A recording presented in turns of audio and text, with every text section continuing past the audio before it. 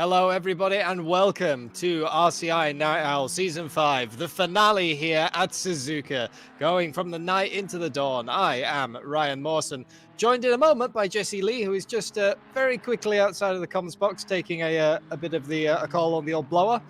Well, the big news this week, it is the two battles in pro. We talked about it last week. It is down between the 100 of Savalainen, that big AMG who's been so dominant all season, and Samir Foch, the man who has never really started at the front, but has always wormed his way all the way up in the race pace.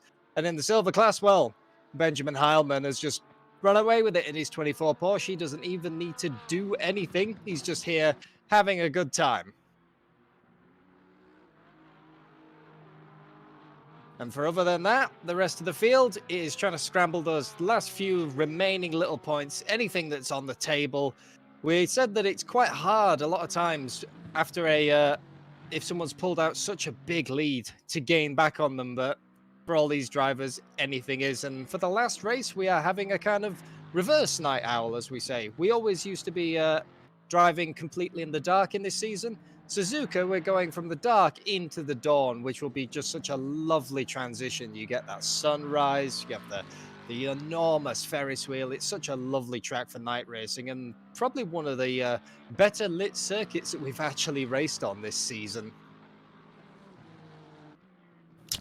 Yes, it is, and reverse in a lot of senses as well. Reverse the intros there. Hello, everybody. I'm Jesse Lee here, and ready to end another Night Owl season. It's absolutely incredible. 5 seasons down, and it has been a very surprising season on a lot of fronts. I don't think anyone would have saw the championship battle that we have here. This, of course, one of the drivers involved, Samir Foch, getting the final practice in. I will say I have been absolutely entertained. Night racing does change the game, and it certainly has been very entertaining and difficult at certain portions. And of course, tonight we have championship battle between Foch and Savalainen coming up. For Benjamin Heilman, though, the championship leader in silver and the champion-elect in silver, it has been basically a cakewalk, though. Yeah, they've taken that Porsche and ran with it, sort of really got to grips with it. It was quite surprising, though, to see, such an improvement in that driver. If you remember, was it season 3 or 4 that Heilman first took on the Porsche? And I remember at Bathurst, they were really struggling with that car to get it to handle with their setups. But now a little bit more time in the seat and a little bit more time with the setups, they've really shown what they can do when they really learn that car.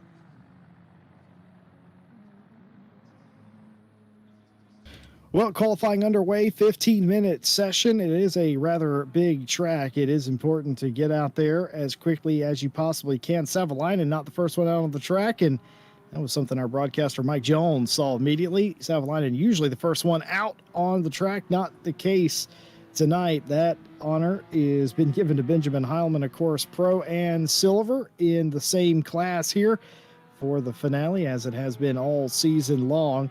Heilman getting out very quickly. Of course, was the fastest car in silver in the practice. Well, quite frankly, I don't expect anything different, Mawson. No, the only thing I would say as well is that the 131 of Pierce we can't mark off as well. The Mercedes and the Ferraris are really dominant at Suzuka. The mid-engine cars really can carry some of the speed, where maybe the Porsche is just a little bit more scary through the likes of the Degnas. And as we speak about mid-engine cars scary through the Degnas, there's one off in the background. Is that actually the 95? I think it is. But yeah, it's the Ted Edwards car, the Race Ventura. But it's such a difficult track to get around. The grip levels here seem to be very low compared to some of the other tracks. You really notice it through the S's, and it just makes it that little bit harder. And what will make it that little bit harder even more is the fact that it's 36 degrees ambient and track tonight, being a really hot day in Japan. Yes, indeed. Very hot, considering it's 10 p.m., 36C. That is absolutely scorching. You'd expect it not to be quite that hot, but, well, Those are the cards that have been dealt.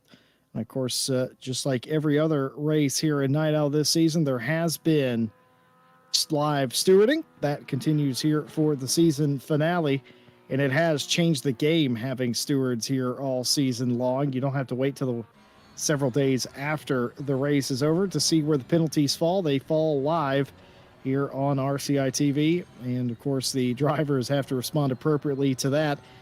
And of course, we won't have too much penalty trouble probably until the race gets started. And actually, with a smaller field, I start to question how much penalties will be handed out here. Though it is a track, though, where you can race each other very hard indeed, and we often see side-by-side sort of passing situations go wrong, especially going over the curbs. Well, Benjamin Heilman clean so far, going through the Degners now, looking like a workmanlike lap for him.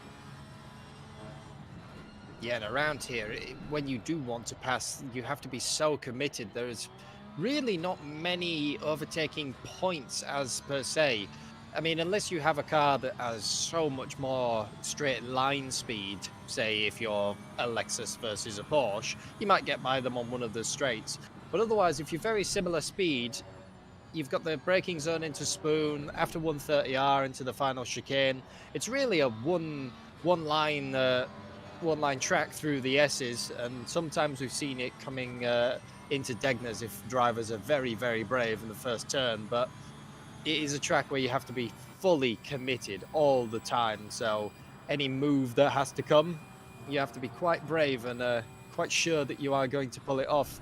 And what will the provisional pole time be? Benjamin Heilman coming through the final chicane, the little triangle chicane as it were, and now up down to the straight. Hug the inside line, it gives you just that tiny little bit shaved off. And coming up, I think this is actually an invalid lap. And no, it is actually not. That's a 201.5.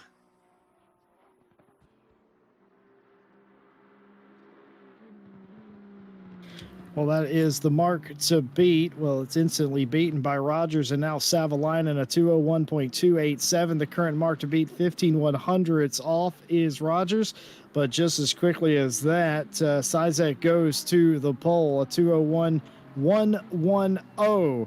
The current fastest lap here in this hot night session. The 427 Ferrari for Forza Italia getting it done early in the session.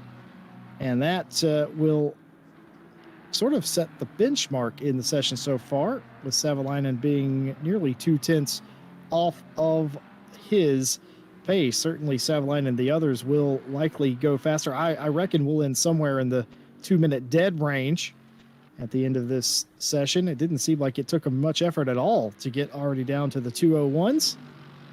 Just curious how low it might go. Savalainen second, Rogers third, and of course Benjamin Heilman, our silver champion elect, in fourth place. The current leader in silver, Daly and Pierce, are second and third in that class, and between them is the fifth place driver of Payne.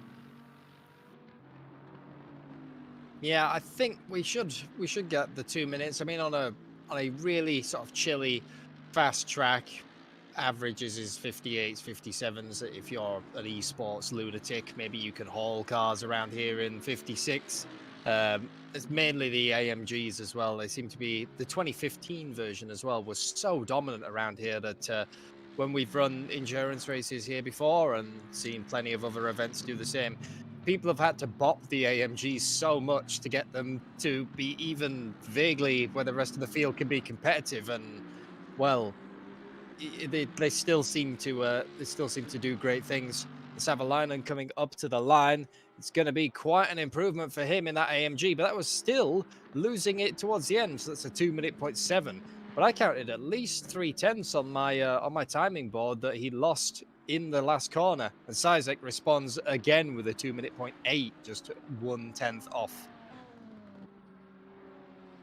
Good laps coming in here, fairly fast. Flamberger goes second in silver and seventh overall, as Sizek does respond, but not quite good enough. A 2-minute.714 Savalainen showing the way here. Kind of expected that at this point with how good he has been. but still a long way to go in this session, more than half of it at this stage, and some really quick laps already coming out. What does Daly have here? Will this be a charge further up into the top 10? I think it might be. And across the line. Oh, excuse me. That was an out lap for Jordan Daly, is what that was. Yes, indeed. And third in the class for Daly. Samir Foch, the biggest championship rival to Savalainen. We'll take a look at the points after qualifying. But Samir Foch has a legitimate shot.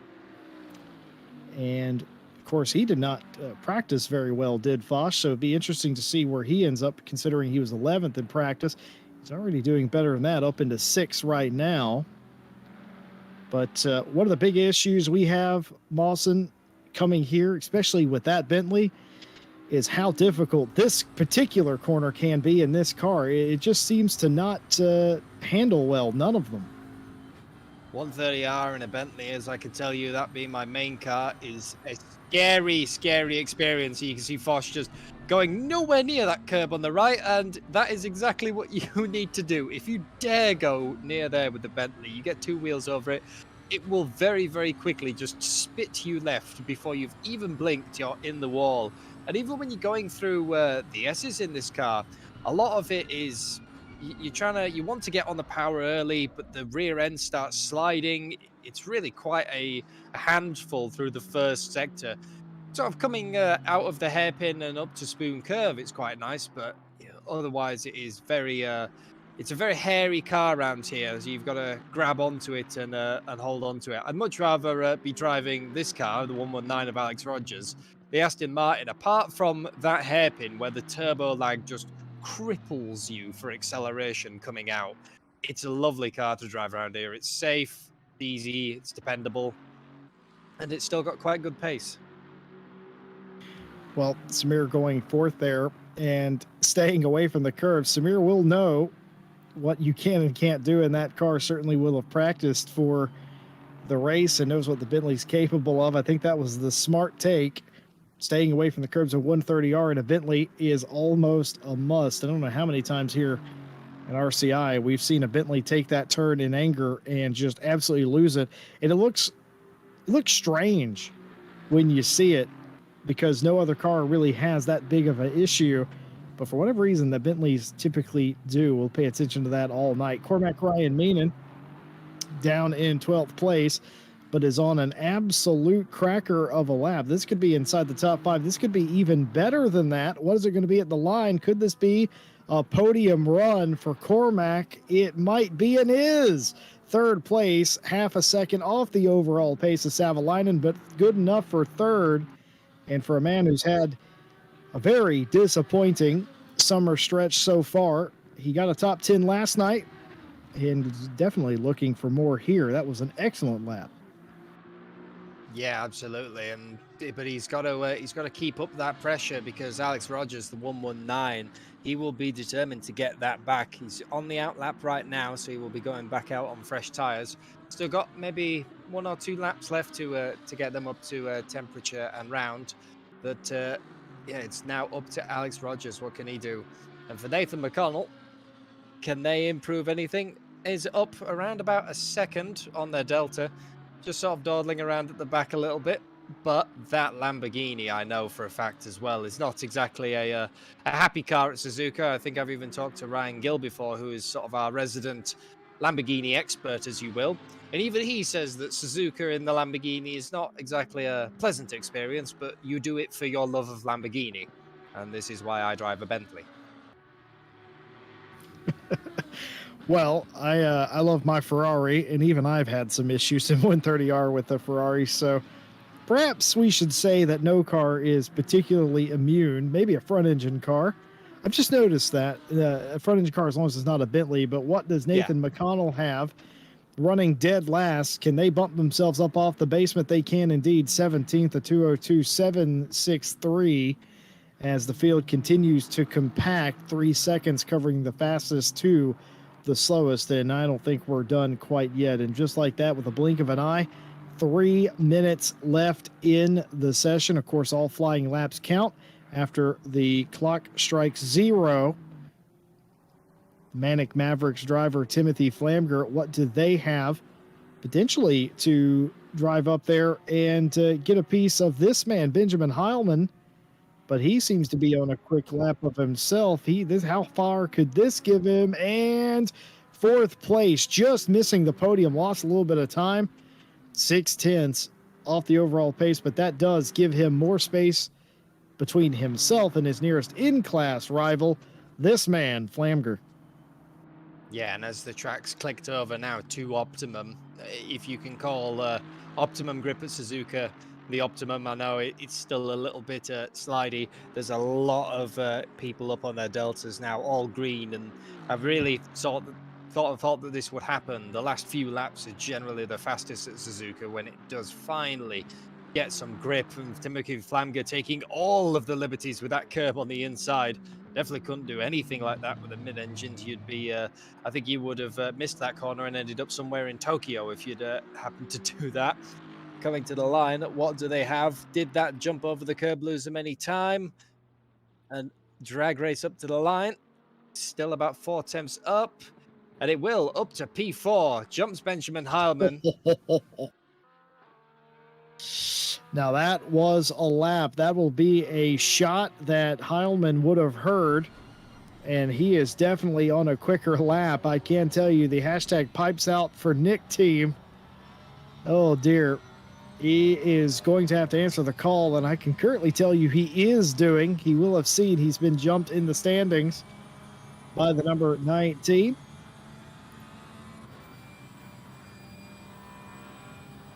Possibly we'll get one more lap as well after this. You can see that Porsche.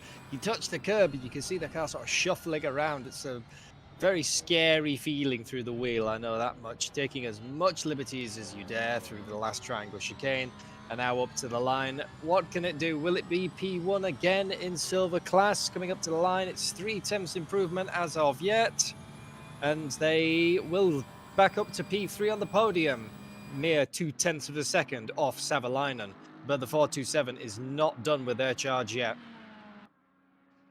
Well, here's Sizek coming through 130R and into the triangle. A few more turns to go. Could they get any closer to Savalainen, potentially take the lead away, going all the way over the curb there, and that's going to lose them time. And I think that's going to be just about all she wrote. I don't think there'll be enough time in it for Sizek, and there's not.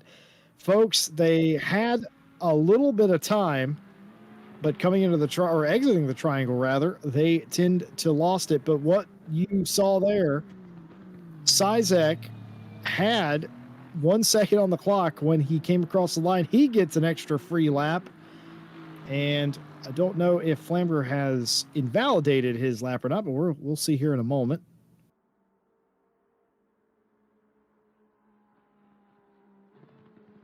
Yeah, that was an invalid lap. You can see the last was better than their best, but it wasn't counted. So that is that. Savalainen comes across the line. Another improvement up to the 2 minute 0.483. So now for the 427 of Sizek, he knows what the benchmark is to be. He's got to have almost 3 tenths. And so far coming into the hairpin, he's only 2 tenths up. And it puts even more pressure on you because you know now that if you invalidate this lap, if you run wide, if you have any kind of problems, that's it. It's over. You know what you've got to beat. You know where the time is. And you've just got to do it. Well, everybody will know what they have to beat here. And Sizek, it looked like they had a lap that could compete with the 2 minute 0.7 that Savalainen had done. But perhaps unfortunately, now he has to gain nearly 3 tenths. Benjamin Heilman comes across the line. He does improve fractionally on his previous time. He holds on to third. Samir Foch called it quits before the time ran out, and most of the cars have come down pit road, and they have waved the white flag, but not Sizek as he comes to the line in his Ferrari. It's looking like he's lost it in the triangle again, but will it be an improvement at all? Yes, it will, as he improves fractionally by 1,000 or 100th, but it is not near enough to take the pole away from Savalainen. So there you have it. Savalainen on pole, Sizek second, and the silver leader of Benjamin Heilman will be your top three to start the race. Yeah, it just looked like that Ferrari. He had the time, did Isaac, every time. It just you can't take as much liberties as say the front engine cars can in the triangle and probably the Degnas as well. We saw the Delta sort of fluctuating in there.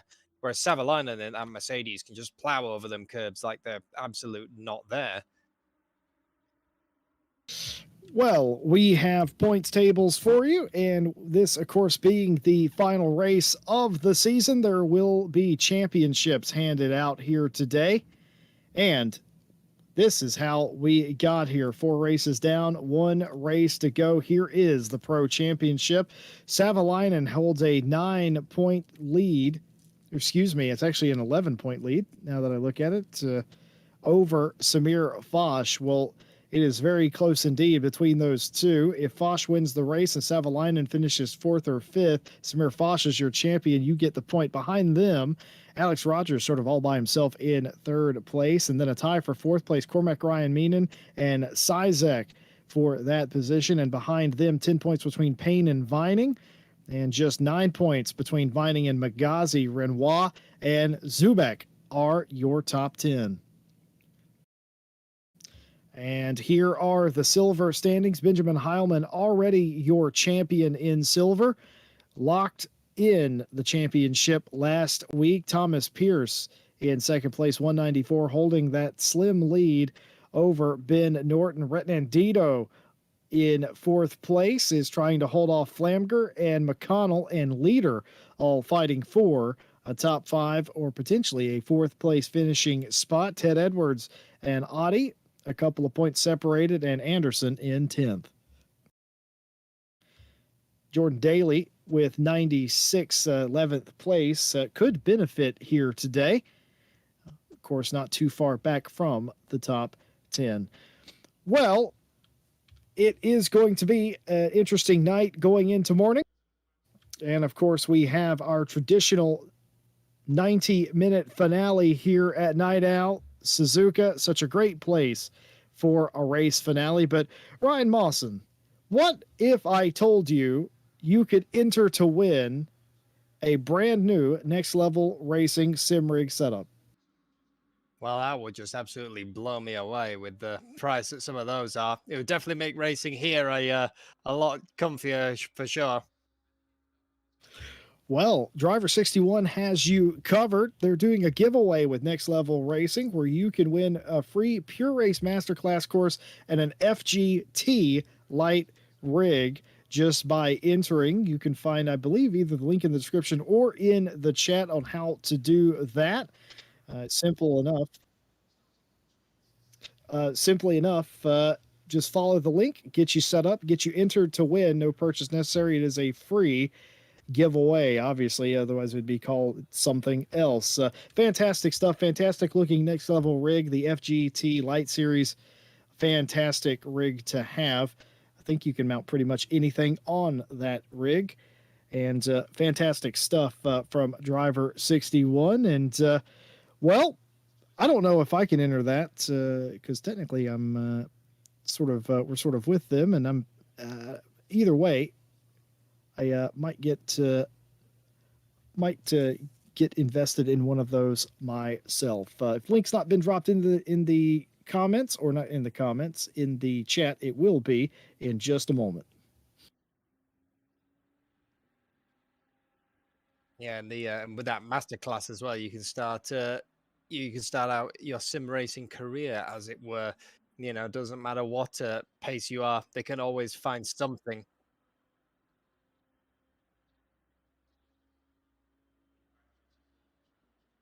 And what a show on this grid.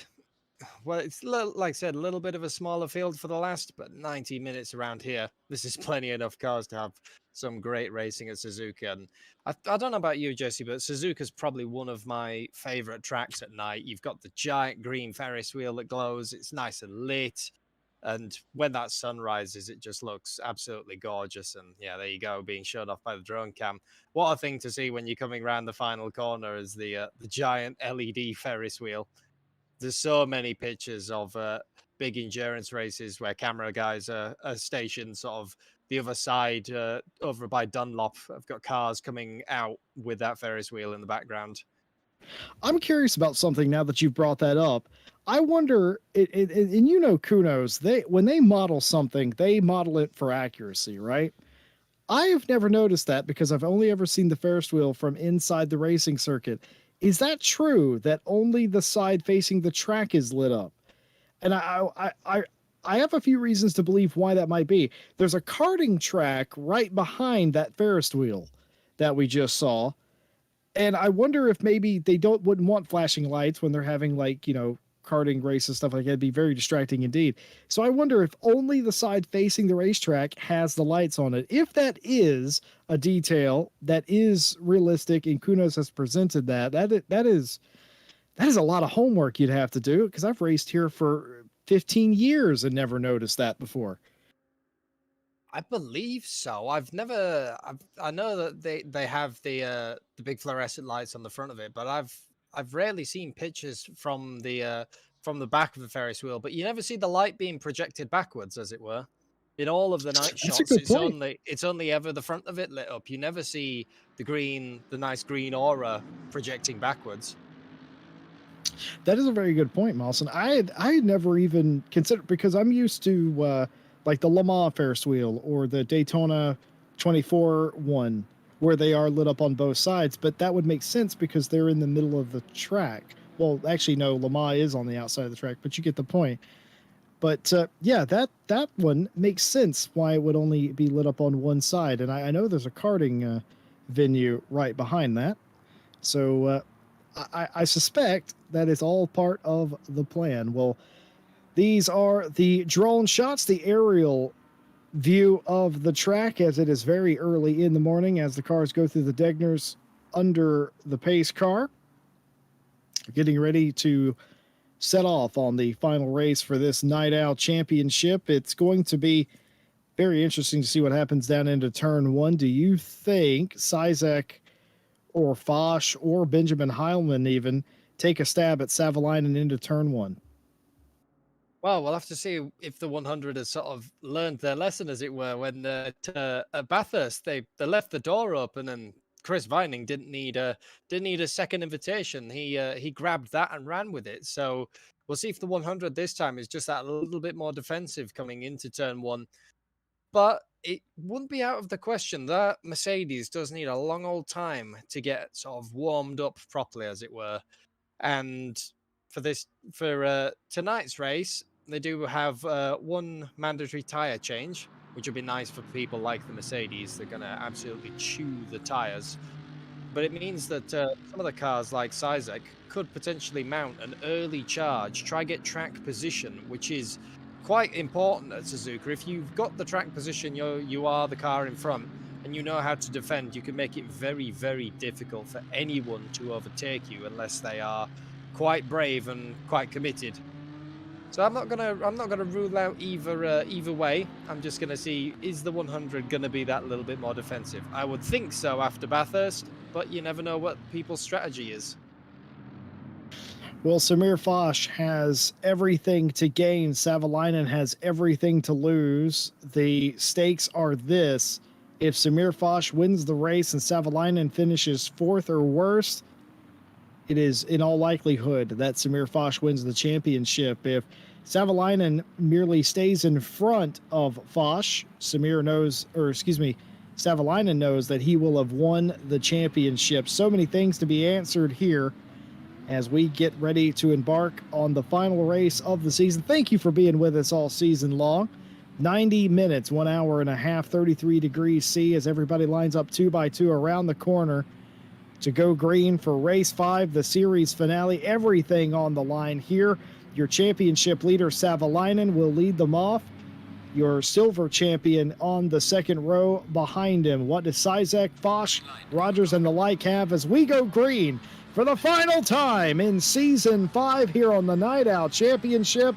And it's a workmanlike start from everybody, everyone holding station. And there you have it, Sizek slotting in there. Oh, he's going to be in the middle is Benjamin Heilman as everybody fights for space. They're 2 by 2 and 3 wide behind them. Yeah, what a clean start. Benjamin Hyman really squeezed in the middle there, kind of had nowhere to go. But yeah, everyone holding station. The few who are trying to go around the outside of in the sort of the S's as well, it's very, very difficult. And a lot of times you'll find that you can be too wide through this entire section as each just gives you the inside for the next corner. But for Savalainen, there you go. He's taken and ran with it. And Benjamin Heilman now under attack from Samir Foch, and that big Bentley runs a little bit wide. The other thing that we didn't mention really in practice or qualifying, well, we have to mention it again. Do not get track limits here. It is another track which is very, very vicious on its track limits. Yeah, it is stingy. Is the track? Oh my goodness! I thought for one split second there that was going to be contact. It was not, as it is an Aston Martin parade here in the middle of the pack, and they all sort it out with no contact. But yeah, you're absolutely right. This place loves to give you drive-through penalties for going what I would consider marginally off. That, for instance, could potentially be a track limits warning. You get 3 of those. You get another one, and it's going to be a drive-through. And it's not the shortest pit road in the world here at Suzuka in Japan, so I wouldn't want to go down there more than the one time you have to go down pit lane. Other differences, of course, in this race are the fact that you have to take tires at some point, and it looks like the Lexus has gone off. That's going to be Payne. He's going to duck through the dirt and hopefully safely rejoin, and does get back on the track. But a lot of positions lost. Was there contact here? Yes, there was. Yeah, one of the Ferraris attempted to move back over, and finding was had just like about a quarter of his nose alongside. Turns the Lexus off into the dirt. A minor tap with the wall, but hopefully not too much damage for that. Continues on with slightly more dirty tires than when he went into the corner. Doubly frustrating. Not only did you get sort of contacted, you also made contact with the wall, and you lost a ton of spots. It's very difficult to get your head back in the game. But look at Sizek going completely off there in what I believe is Dunlop, and recovering. But not until, oh no, he's not. He's gone off in the Degners. Look, where's he going? Cuts across Samir Foch's nose. That would have been a very, very scary moment in that 888 Bentley. Just seeing the out of control 427 Ferrari swooping across your nose and off into the dirt. And everyone, apart from Sizek, everyone manages to get out of that alive. And for Samir Foch, this is kind of what he needs. We've seen this happen before with this driver. He maybe he's not a qualifying man, but he's very consistent in the race, and he will make his way forward very slowly. And that's kind of, at Suzuka, it's really a race of attrition a lot of times here. So it's a good skill to have, and I'm not discounting that 888 yet. We've seen before where Savalainen's had problems and has fallen down and all sorts of things. So that battle is still, really one to watch. And look at this train coming down to 130R. Cars as far as the camera can see. Yeah, it is that part of the race. You can pass here, folks. As Bentley goes off, that's the 34 of Giorgio Magazzi taking the evasive line into the dirt, over the curb. Oh, no, and it looks like Thomas Pierce has spun into the wall, perhaps trying to take avoiding action. He's going to have to reverse out of the pit lane sort of wall there, the protective covering on the Armco. And we'll see exactly what happens here. This is Magazzi's incident where he hits the eject button. Magazzi hits the eject button right there. And pay attention to the black Ferrari here. Oh, dear. That's just a very awkward looking incident. Curb, maybe? Touches the curb. You could see the sparks fly out of the rear diffuser. So that car bottomed out, and when you bottom out the Ferrari, it's a one-way ticket to a spin. Probably the most scary point that was sliding out of control on the brakes, heading towards the pit wall. You're thinking, please don't, please don't, please don't, and you stop within maybe a few inches. Sort of have a deep breath, collect yourself, and continue on. I know for a fact that, and I'm not ashamed to admit it, I've bounced off that curb once before in my Bentley and slid completely sideways into that dividing wall and spun myself 360 degrees down the pit lane, and Austin Powers it in the middle. Completely meatballed the car and Oh, stuck in dear. the pit lane. I was just sort of sat there like, well, this is less than ideal. And what's happened to the 23 here, Nathan McConnell? Everyone's coming up into the hairpin. I think that's the Ted Edwards car. That is their teammate being caught up by the Bentley in front. That's the Retendito car, the 29. Well, Payne trying to come back through the field there. We saw the Lexus was the first to go off in the triangle, and now he's trying to get places back, fighting for the 13th place position. Cormac, though, by the way, in the FFS team, into the 6th place position on the back of Rogers. Fair fight between these two. Same make, manufacturer, and all that. As they are all behind Sizak now. Benjamin Heilman in the 2nd place position. Samir Foch in 3rd. All going to plan for Savalainen at this point. But like you said, Savalainen has not been impervious to incidents this season. Has found himself in the position he's in because of it in some instances.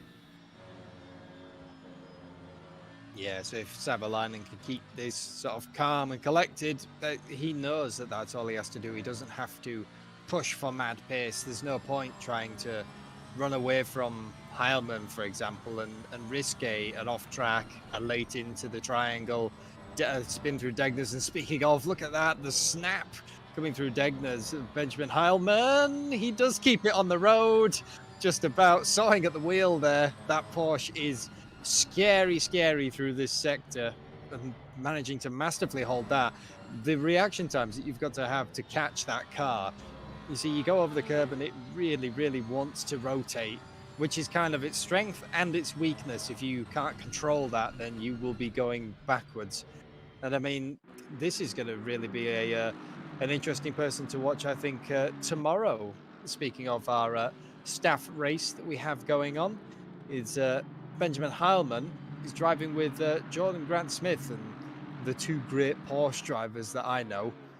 That's going to be definitely a person to watch. And speaking of that, I'm actually driving with Nathan McConnell in the 23. We will be, I say piloting, more like sailing the large Bentley around.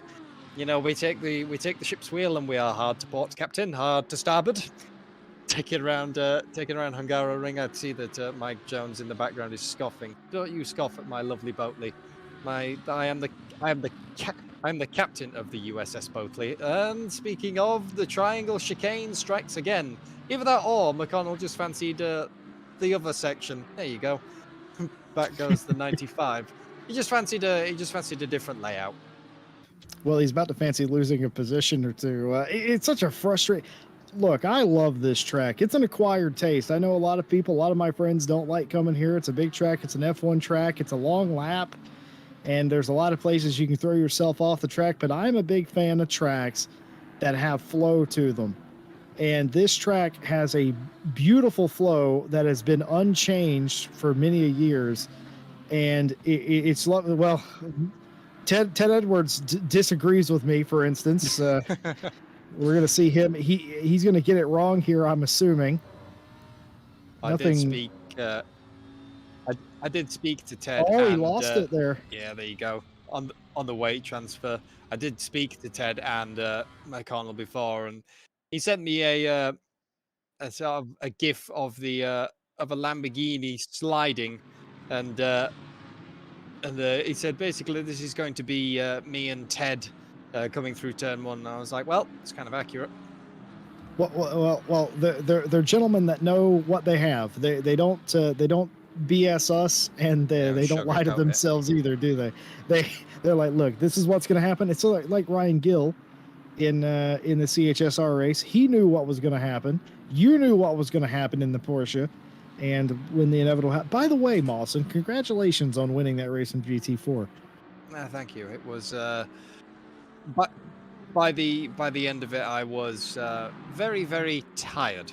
It was 7 hours in that GT4, and I can confirm that my arms were cut to pieces from just battling that thing. And then every 5 minutes, you've got to look in your mirror because, oh, there's a GT3 coming. Oh, hang on. There's, oh dear. It's like, what are the tire pressures? I don't know. Bad. Because we didn't have any kind of strategy for that race. We, as I said, the entire season, we are having fun. We turned up, we guesstimated the tire pressures, and we set off and pointed it vaguely in the right direction. Interesting strategy there, I think, by Tom Oddie. I don't think anything necessarily happened to the 69 Lamborghini. That's an early pit stop indeed. Could they be? I mean, obviously, they'll be wanting to go to the end as the pit window is open. We have had a couple of stewards' decisions coming out, all of which have been fairly routine. Warning for car 12 for a dangerous dive bomb. Racing incident between the 69 and the 23. No further action for a incident between the 966 and the 101. That was the incident in the triangle that we saw earlier. And a warning for car 69 for tagging the rear of the 29, understeering in the hairpin. So no formal penalties so far, and that's what you like to see. Yeah, just a couple of small warnings, and you never like to call them routine, but the start of Suzuka, you always get a little bit of a touching and a little bit of people misjudging themselves. That triangle chicane as well is often where you see incidents forming because so many people are all together and people kind of misjudge the slipstream. It's a long old way down that back straight through 130R where you might carry a little bit more speed in the slipstream. And then coming out, you see people brake at their normal point and realize I am going far, far, far too fast to ever stop here. So they dive off out of the way. Seen it plenty of times. I'm pretty sure we'll see it maybe a few more times again. For Ted Edwards, they are now heavily under attack from the 988 of Alari, who'll definitely be wanting to make their way a little bit further up the grid. Nothing in their points category as of yet. But they're trying to, I'm sure they're trying to catch the 966 of Pain. Well, like I was saying before Ted Edwards decided to disagree with me live on air, I love this track. It's an acquired taste. I didn't always enjoy racing here, but over the better part of more than a decade, I've grown to enjoy it, enjoy the flow that it has, and the one thing that I really love is the passing opportunities. You can pass a lot of places around here, and matter of fact, the last time Night Owl was here, we saw a pair of drivers. I think Killian Ryan Meenan was involved in that. It was one of the Ryan Meenans anyway. They went side by side the whole way up through the S's, through Dunlop and the Degners. They got to the Dunlop hairpin before they sorted it out. It was absolutely brilliant stuff, and that's the glorious part about a track like this. I'll tell you what does my head in, though. You have to learn, more than any other track in my mind, you have to relearn this place for each different car. If you're driving a Formula One car here, it drives completely different than if you're in a GT3 machine. For instance, you can flat foot an F1 car through 130R. A GT3, you have to think about it. And even still, in some slower machinery, you have to flat out brake to get through 130R. It doesn't make any sense, but that unfortunately is the case for it's one of those tracks that it races completely different depending on what kind of cars that you're in. I'm sure some of you are like, what is Jesse on about? Well, try driving a GT4 around here, which will be the next.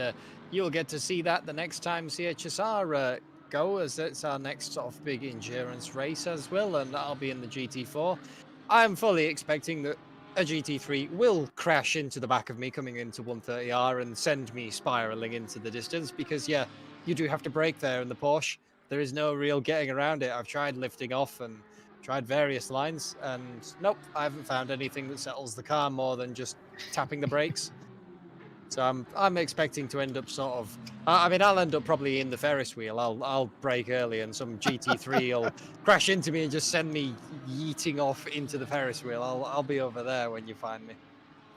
You were talking about embarrassing moment where you Austin Powers yourself into pit lane here, and I'm not going to leave my buddy hanging. I was looking at the Ferris wheel one year, coming through the Degner, or not Degners, coming through the triangle, and I was looking at the Ferris wheel because it was changing, it was oscillating colors, and I hit the curb so hard I went down the bike chicane to where pit road was and couldn't find my way back on the track because the track is sloping away from you, and there's various different paved bits there. I didn't know what bit I was on, completely lost, needed a GPS, just looking at the Ferris wheel. Well, Samir Foch was third, isn't third anymore. Cormac Ryan Meenan has taken that spot as he is absolutely rapid. Could he be a threat for the win? And Samir Foch is just thinking, okay, it's fair that you're faster than me and past me. Now go up there and do that to Heilman and Savalainen to bring Savalainen back to me. If you're going to pass me, be quick enough to pass everybody. And who knows, he might actually be the fastest car on the track. I think as of at the moment, if looking at the race pace laps, he is. Cormac's last lap, for example, was a 201.4, and the last for Savalainen was a 201.8. But his race pace lap for Ryan Meenan is less than 100,000th off the best, 201.479 for Savalainen, and it was a 201.482 for Cormac race pace. So that number 5 Aston Martin has really picked it up now that the fuel's burnt off a little bit. Well, Tom Bryant was in the chat earlier, wishing and hoping that it would be a quiet night. It's not necessarily been a quiet night for the stewards box, but they haven't had to hand out a single penalty as of yet. We've had another decision come through, racing incident between the 34 and the 5. And Seb Brunier chiming in on some great moments here at Suzuka with the ability to pass pretty much anywhere. Wolf Matushka, for him, comes to mind when he passed on the outside of the Degners. Degner won, in fact. And I do remember that. I don't know, was that in a Friday championship or an endurance race? I'm not sure. But I do remember calling that, and I remember saying, I can't do that. How can he do that? Well, you see, when you get sort of this level of esports, fast aliens, magic occurs, Jesse. That's what happens, you see. It's when, like, at any time I remember I was following the Orion race team, who are sort of one of the very typical RCI names that you will hear in all of our endurance races. And I was following them at Bathurst in my Bentley, and they are in their Bentley. And I briefly thought, oh, I'm keeping up with them. No, it turns out that they're in traffic laps, their slow laps were around about what my personal best was, and then they got out of traffic and just went by. It's like, well, how do you even make it that fast, please, good sir? Because I'm trying, but it's not working. While we're swapping embarrassing stories, I got one for you. I thought I was keeping up with Mike Noble once in a race, and I thought, oh, how am I keeping up with him? He must be slow. No, I just didn't. I had quality fuel in and quality tires and quality brakes. I wasn't set up to race. And, oh boy, that was a retirement. Whoops. I mean, the only time I ever had that was in the Donington race when I was in the BMW, and I was P2, and then I was P1. I was like, wow, look, I'm leading, and then I died. I was like, well, that is me in a nutshell. It's like, oh, look, I'm doing vaguely well. Death. Like, okay, back to where I belong. To the dungeon with him. Yeah, I was unfortunately on the call for that one, Moss, and that was difficult for me to have to get through. Exactly, you cursed me, didn't you, Jesse? It was like you mentioned the word. The word was doing well, and then it all went wrong. Well, the problem was I had told the story of how you were surprised nobody had picked that particular car and how it seemed to be among the best. You then stormed to the lead, and then you know it didn't go well after that. I told that story because I thought it was fascinating that you called your shot, and then it didn't end well. So, oh my goodness, he's sideways as Sizek there is going to lose a position, maybe two. And indeed will lose a couple of positions there. Rogers and Flamger getting through just a little bit loose here. That Ferrari has not looked very stable this whole race. It looks so stable in qualifying, but I'm wondering if just now with a little bit of extra fuel in, I think that he actually tapped the brakes coming over the bump there. That really upset the car. But yeah, it's kind of strange because that car looks so planted in qualifying, but in the race now, the 427 is struggling a little bit. Well, we've had Tom Bryant with another sort of investigation closed, racing incident between the 427 of Isaac and the 5, minor contact. After the 427 loses his car, we just saw another instance of that with the 427 losing out a little bit of grip there. And, like you said, that Ferrari looked great in qualifying. It is not planted at all in the race. You don't really think of the Ferrari as being very sensitive to fuel weight, but perhaps it is being a bit here tonight as we continue to race on into the early morning. Are you surprised? Will you be surprised? Is what I'm going to ask, Mawson. Will you be surprised if at the hour mark someone comes down pit road at that point? Oh, we've had the Bentley Oh, there it moment. is. Retendito, Well, he went near the curb, and that is what happened. I yep. think those tires will be scorching now that you've spun that. Yeah, we talked about it in qualifying. You may have thought we were crazy if you're sort of new to ACC racing.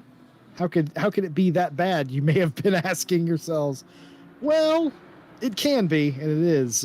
Retendito dared to touch the curb, and the curb fought back, unfortunately. And like you said, those tires are going to be absolutely gone. I don't think that's recoverable. They will certainly need to pit. The good news is, at least, you have to pit here, so it won't be that bad. But back to my previous question, will you be surprised if anyone in the field, specifically in the middle of the field, pits at the 1 hour mark and goes to the end? Not really. I would kind of expect that a lot of drivers might arrive in almost the 45 to 50 minute mark and try split it in two. I expect the 100 of Savalainen to have to pit earlier than a lot of the rest of the field, just because of how thirsty that Merc is when you're pushing the pace that it can.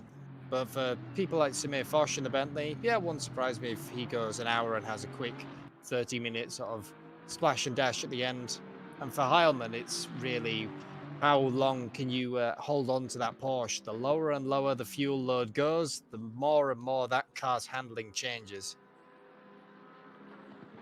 Yeah, the Porsche is a wild card in the sense of you sort of know what you have, but it's like moving the goalpost, if you will. For lack of a better analogy, is sort of what that thing is like driving. It takes a very special driver to get the best out of the Porsche. I would consider Heilmann one of those now. He for next season will be bumped up into the pro class. And so next season's Night Out Championship signups are open, and of course, so are the Summer Series, and the Friday Champ Summer Series as well. Signups are open.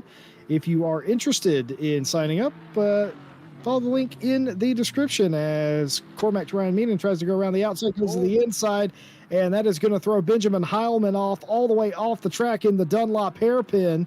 Let's get a replay of that. See exactly what happened here. Did he get spooked, I wonder, because I saw him in the grass. Was that the end-all be-all, or was he just spooked here? I think it was... so you can see Heilmann doesn't get the run coming out of the corner. Cormac's right up on the inside. So Heilmann gives him the space, runs out wide a little bit on the grass, and the car just on straight lines. You lose all braking force on the grass. Continues it on. Sort of no real disadvantage to Heilmann. He's still first in his class, still by quite some margin. Just a bit of a momentary scare. But for the number 5, Ryan Meenan, he is on a charge today. All right, well, the gap is 8 seconds. Pay attention to that at home, folks, because that is the gap between Savalainen and second place, Cormac Ryan Meenan. See if that goes down. We told you earlier the 5 was the fastest car on the track at the time, and we will see if that is something that he can continue. Benjamin Heilmann down to third, first in his class, and he actually doesn't have a big lead on this man, Timothy Flamger, the Manic Mavericks Aston. It's only about it's only about 2.5 seconds, the gap between first and second in silver. There is a pro car Samir Foch in between the two of them, however. But it is going to be interesting to see how what that's done to the 24 Porsche. But like I was saying, we have signups open for some of our upcoming championships. Doesn't matter what your skill level is, we have a split for you. Signups available on our Discord. All the information about that, just join our Discord, get involved. We'd love to have you in an upcoming season. And a big thank you to all our partners to make this race and every race possible: Race Department, AK Informatica, Driver 61 Fanatec, and Sim Racing GP. And of course, earlier we told you about that fantastic giveaway Driver 61 is doing. They're giving away a next level racing setup there. A nice sim racing cockpit. It's absolutely brilliant stuff. In a Pure Pace Masterclass driver coaching session. I'm sure that would be fantastic to have as well. You can take your driving coaching in your new sim rig as well. And the link in the chat for that giveaway. And will this be a move? Timothy Flamger now has got right back up to the Triple Eight of Samir Foch, really wanting to make the move. Sparks fly and the dust is kicked up. Samir Foch, he does actually miss the triangle chicane, just missing the breaking point there. Will he arrive back out? He will still be in front, and the 19 has to go back on the attack all again. Was this a Bentley moment, I wonder? Nope, gets over the curb of death, just touches the grass. And that's kind of a thing that we've seen sometimes with drivers. If your main car is at the Bentley, it is a little bit disorientating being right-hand drive. So you see a lot of people who will run wider and wider and wider until they touch the grass and then shuffle back, and you can tell that that's not someone who drives the Bentley regularly. For me, it's the other way around. Whenever I drive another car, I am. People are like, "Why are you so far in the middle of the track?" It's like, "Oh, is this not right-hand drive?" Tom Bryant's keeping busy in the box. He's hoping for a quiet night. He hasn't got one. He's got significant workload, him and the rest of the stewards, but no real penalty as of yet. A warning for car 119 for overtaking with contact. They did, however, return that position to the 427 of Sizek. That's Sizek and Rogers going at it. So overtake with a contact, position given back, everything reset, warning given. Still no real penalties have been given out. Nobody's even accumulated more than one warning to this point. Nobody in any real danger. The only thing that I would say they're in danger of so far is we've seen some cars go significantly wide, worryingly wide, and that's certainly given them some driver track limit warnings, certainly. Yeah, absolutely. So other than that, sort of fairly clean, fairly standard racing at Suzuka. And looking back from the big wing of that Honda and Jordan Daly, this is another car as well that really sort of thrives here, is the Honda. It really does prefer the IGTC bop that gets given. And the way I always think of this car is it feels like they just took all the restrictors off the engine and let it run free, but the engine is far too fast for the chassis. So you look at the straight line speed that Honda possesses. It is monumental, but going through the corners, it's really, really scary. It's a lot of the cars seem to possess this. A lot as well, like the BMW, that does the same. And there you go. That's what I was on about. You can see the car twitching, still twitching, and he's got it back in line as Jordan Daly. Now, the Bentley's had much of a better exit, but welcome to a straight line. The Bentley can't do anything. Look, he's in the slipstream. He didn't pull anything on the 197, who had a much worse exit. The straight line speed of that car is just insane. Yeah, I would use unfair. That would annoy me if I was Retinandito. I was like, come on, he nearly lost it twice and I still can't pass him? No, Honda BOP.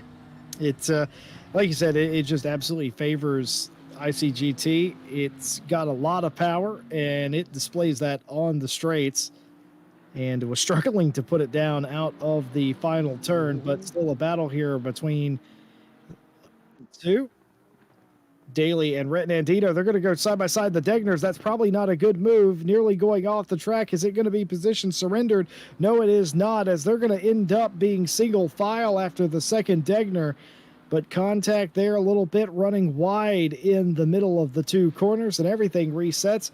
And now Rhett and Andino is going to have to think about doing that again. This, of course, for third in silver and ninth place overall. Good fight. Nice scrappy fight. No harm, no foul there. Ooh, nearly running off the track there was Daly. If you've never done it before, folks, I can assure you, at those speeds, touching the grass with any one tire is, well, it's an easy way to be backwards. I'll put it that way. It is grounds for immediate trip to the pit lane. And sometimes as well, you get quite a lot of cars that want to wash out wide there due to the speeds. As much as these GT cars have quite a lot of downforce, they are no Formula One car. You can still get some quite scary speeds coming up through some of these corners. I've just noticed Mike Noble's joined us in chat, and I think he's plotting his next grand design for his next upcoming race. He's currently going with pink, brown, and yellow. Oh dear! Mike Jones has just told me in my ear he's planning his Hungaroring livery tomorrow. Oh, Mike Noble, if I show up and it's pink, brown, and yellow, I don't know what I'm going to say. No, it needs to be pink, brown, yellow, chrome. This is the bit that you're messing out, Jesse. It needs to be chrome. No, I didn't miss it. I left it out on purpose. I don't think. Well, you won't be able to miss my car because it's satin metallic black and fluoro yellow.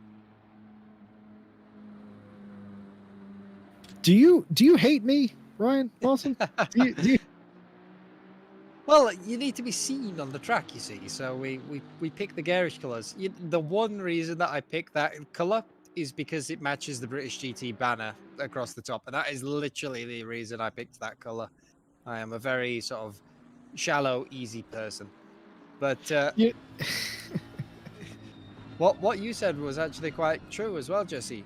A couple of the drivers are, opting to come in at the 1 hour mark, so they've done that 30 minutes, and now they're going for their long stint. Yeah, I was wondering how common that would be. It's not terribly common, but there are some drivers doing that. Oh no, and there's major contact. Alex Rogers, and was that Magazi that he had contact with hard into the outside wall? That is going to be Magazi. Yes. No, it's it isn't Magazi. That's Flamger. That's Timothy Flamger. That's the other Aston Martin. So gets an almighty run coming out of Spoon. Tries to go too wide through 130R. Does succeed, but I think it's a bit of it's a moment on the curb. Dear. Just coming back. And well, the stewards are not going to have an easy night tonight, are they? No, they're not. I think that might be our first penalty of the day. I feel like that was avoidable, certainly, and very unfortunate there for all the drivers involved. And for those of you keeping score at home, maybe playing a drinking game, that was the first bonk of the night. Mike Jones let us know that. Thank you, Mike. Stop breathing in my ear. But like we were talking about with the early pit stops, Isaac, Pierce, Edwards have all come into pit. I expected some would, and here is James Leader doing that a few laps later, indeed himself. So I reckon, though, and this is just a guess as these two go at it. Daly and Retnandito, same place. He's tried that a second time and it hasn't come off, though. That one was a little bit cleaner than the first go around between these two. But I reckon that if you pit this early, it's either because you're stuck in traffic or there's something that you can fix with tire pressure that you might be interested in doing. But otherwise, I reckon most people will come in right around the halfway point. Which could be what the 427 has done. We saw that car was really struggling, so it could have been a tire pressure fix. Or they're trying to change something. And that's the 23 going off in Dunlop, which is another super easy to do position gain for Chris Vining. He doesn't need a second invitation. He'll take that. McConnell going off in Dunlop, and it's super easy to do. It's an off camber, and you can put the power on early, and you keep going, and by the time you've realized, oh, I'm going off the track, you are going off the track. There's no saving it, really. You see some of the sort of the crazy esports guys manage to use the tiny sliver of asphalt that's there for the short loop. But I know I dare wouldn't go anywhere near that. And coming down the pit lane, Timothy Flamger, the heavy front damage that we saw earlier from that contact with the other Aston Martin. Quick look on the drone cam. Yeah, that is a slightly bent bonnet. Will be a little bit more of a longer stop. You got to get the duct tape and the hammers out and fix that properly.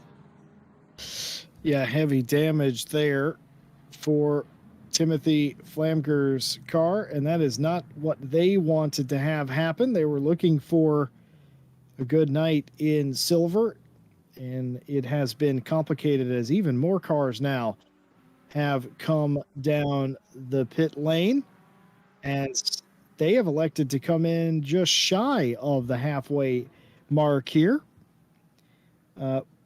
Tom Bryant has handed me a slip of paper. Racing incident between the 197 and the 29 for minor contact. And still, we haven't yet gotten the ruling on the Flamger incident, but if I had to guess, based on the fact that they're all standing around a monitor pointing, that's what they're working on right now. Apparently, we have to watch this space for the 23 for the stop and go. They've come off the jacks. What will it be coming out of pit lane? No, it isn't. See, you have no faith in yourself, Nathan. What your pit entry was simply just shaving any sort of thousands that you can get off. It's part of the strategy. We need that strategy for tomorrow. Remember, we need to have big brain strategies. We need that camera from Wimbledon so that we can match the exact time he hit the button to the line and see if it was in or foul is what we need on that one. But he absolutely nailed it and got out. Well, I told you to pay attention to these two, Savalainen and Cormac Ryan Meenan. It was 8 seconds the last time we officially looked in. It has been lower than that, but now it is 8.5. It was 8.8 the last sector, so you kind of get what we're trying to convey to you here. It's kind of going in and out between the two of them, and nobody really has the advantage between the 100 and the 5. Will be interesting to see how Savalainen navigates the traffic that he finds himself in now. Yeah, and a little bit of that as well is the pros and cons of each car in the sectors. I mean, anytime you give the AMG a power sector, sort of sector 1, sector 3, it is going to run away. But sector 2, where the Aston Martin can really sort of stretch its handling coming through the back half of the S's and the Degners, lay out a little bit the hairpin. Andito trying to go up the inside of a Lare, the 988 into 130R. Gets by, but I think that will probably be a position let back past.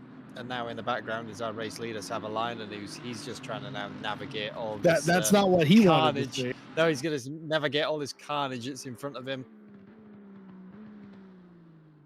That could have easily been massive. What if they would have spun? They would have spun right back in front of the race leader. And as a race leader, that filled you with exactly zero confidence whenever you started to pass them. Be like, oh, great, they're racing each other that hard. Cormac Ryan Meenan pitting out of the second place position into the pit lane for his service. Be interested to see if there's any noticeable changes whenever they leave, maybe picking up the pace, perhaps. Yeah, it's another one that's was a slightly earlier pit stop than I think the halfway mark. We've got another 5 or so minutes to call, but it will. Yeah, they could have had a slightly lower fuel load at the start to try and get that track position, as I said. But now that they've got got all the way up into the second position. Probably they might have changed their strategy, put some more fuel in it, and try hold it. Well, coming up to the halfway point in the season finale of Night Out here on RCI TV, I'm Jesse Lee, joined by Ryan Mawson, Mike Jones in the broadcast booth with you tonight. We appreciate you staying up late, spending a little bit of your Saturday night with us here at RCI.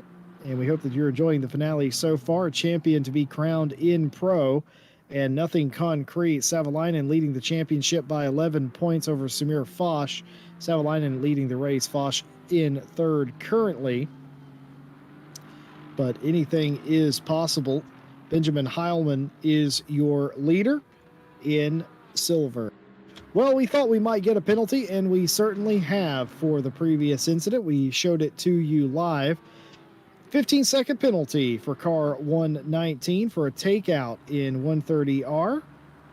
The 119 turns too far on the curbs and causes a takeout of car 19. So 15 seconds for the 119 for crashing the 19. I think we kind of saw that coming. Yeah, we did theorize that, I think, but it was pretty much set in stone that was going to happen. 119 just drifts too far left, coming back onto the track, takes them out. So now that they haven't yet served their mandatory pit stop, they will have to serve that in the stop. It won't be added on to the end of the race, but it means that once they've cycled back out, they can race back for it again. I think you should put them probably somewhere just behind Payne, at least in the current standings, but that's not taking account of the people who have already pitted, the Ryan Meenan, Sizek, Flamger, etc. That's what I'm curious about. What does Ryan Meenan get out of this? I'm actually really curious to know. Be interested to know what he could potentially gain on the track. He's 2 seconds in front of Sizek for all intensive purposes in the 427. As more pit stops continue, we saw Magazi come down the pit lane for his stop. Savalainen, Heilman, Foch, the top three. Rogers, Payne rounding out the top five. Daly in the 197 plugging away in his Honda. Looked a bit unsettled the last time we looked in on him, but still holding decent pace. Being told that Savalainen is not necessarily going very quickly, and I don't doubt that, because he's behind lap cars, and lap cars, well, they're fighting to stay on the lead lap.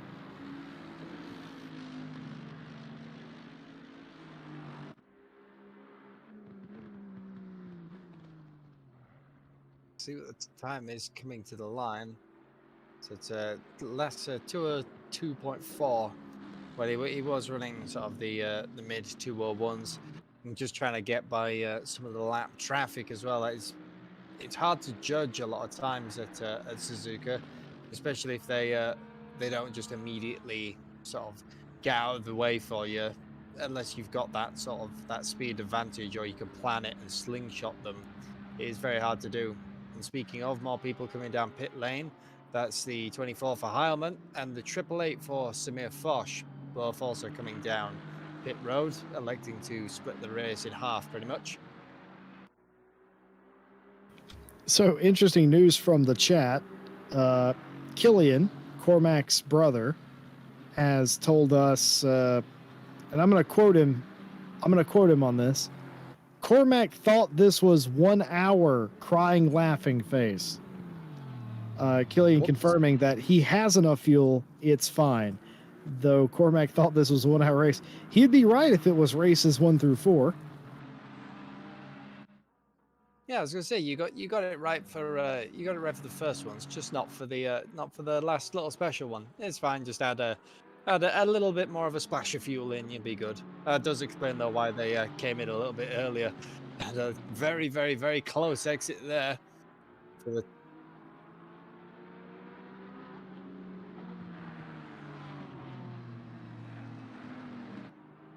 Well, 5 seconds faster there. That was a very quick pit stop for Benjamin Heilman. He had 5 seconds in hand over Cormac, and that has leapfrogged Heilman back in front of Cormac Ryan Meenan.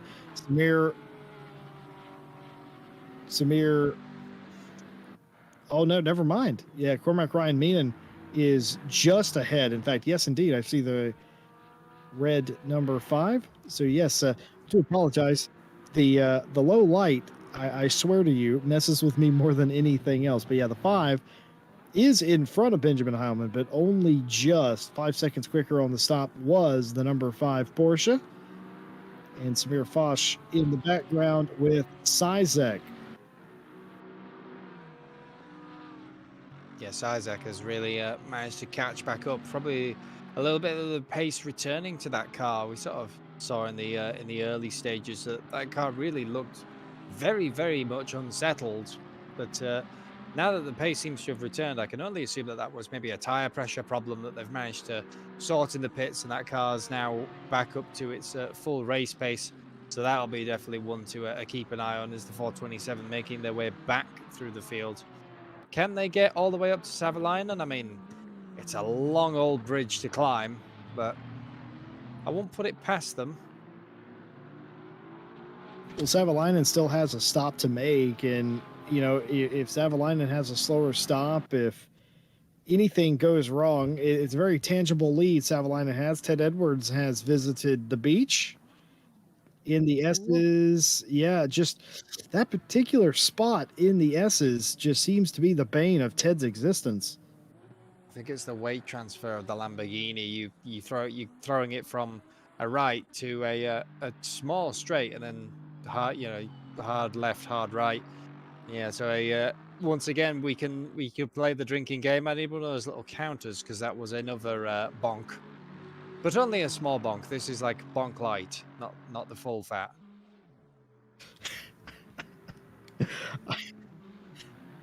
Ted, speaking Ted of, and the Degners there.